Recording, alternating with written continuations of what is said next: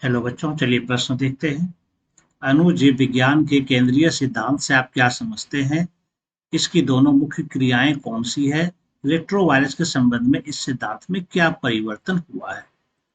तो सबसे पहले हम लोग जानते हैं इससे संबंधित मुख्य अवधारणा को।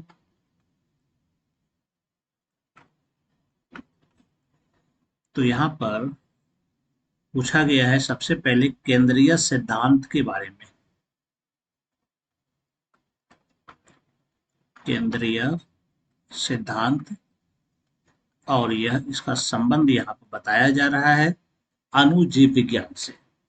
तो केंद्रीय सिद्धांत, इसी को हम लोग कहते हैं सेंट्रल डॉगमा। यह सिद्धांत कहता है कि जो आनुवांशिक सूचनाएं जो आनुवांशिक आनुवांशिक सूचनाएं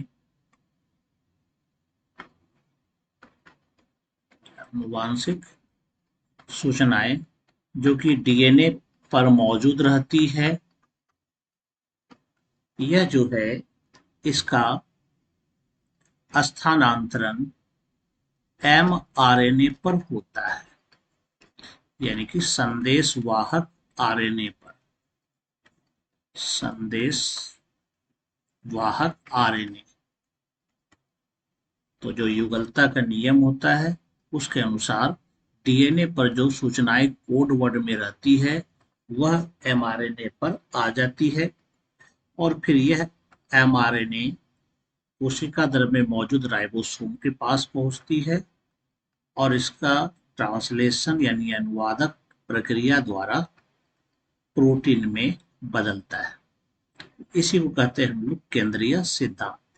तो यहाँ पर केंद्रीय सिद्धांत के साथ साथ ये भी पूछा जाए कि दोनों मुख्य क्रियाएं कौन सी है। तो पहली क्रिया तो यह है कि डीएनए से एमआरएनए बना है। इस अभिक्रिया को हम लोग कहते हैं अनुलेखन,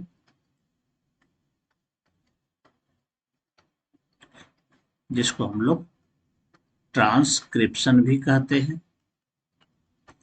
ट्रांसक्रिप्शन ये प्रक्रिया का नाम है, और दूसरी प्रक्रिया का नाम है अनुवादक अर्थात ट्रांसलेशन।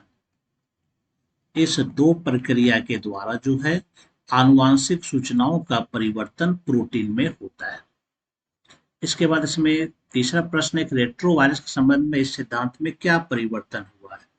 तो थोड़ा सा रेट्रोवायरस का भी अवधारणा को हम लोग ले लेते हैं।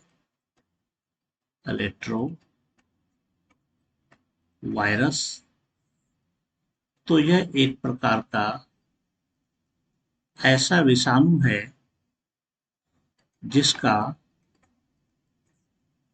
आरएनए आनुवांशिक पदार्थ होता है, यानी इसमें आनुवांशिक पदार्थ के रूप में